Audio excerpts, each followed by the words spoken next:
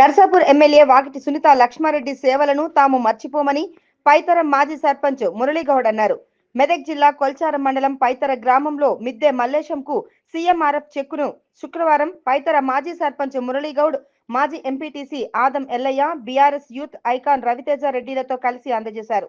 ఈ సందర్భంగా మురళీగౌడ్ మాట్లాడుతూ పైతర గ్రామంలో ఎవరికి ఏ ఆపద వచ్చినా ఎమ్మెల్యే అండగా ఉందని, ఎమ్మెల్యే సహకారంతో ఎంతో మందికి సీఎంఆర్ఎఫ్ చెక్కులను అందజేయడం జరిగిందని అన్నారు. ఈ కార్యక్రమంలో టీఆర్ఎస్ పార్టీ గ్రామ అధ్యక్షుడు లింగంపల్లి మల్లేశం, షాదుల్లా తదితరులు పాల్గొన్నారు. ఎమ్మెల్యే సునీత లక్ష్మారెడ్డి గారి ఆధ్వర్యంలో ఆమె సీఎం రిలీఫ్ ఫండ్ చెక్కు విద్య మల్లేశం గారికి పైతర గ్రామంలో ఇవ్వడం జరిగింది. ఇట్లా మేడం గారు కూడా మనకు నర్సాపూర్ గ్రామంలో మా పైతర గ్రామానికి అయితే విపరీతమైన చెక్కులు కూడా ఆమె ద్వారా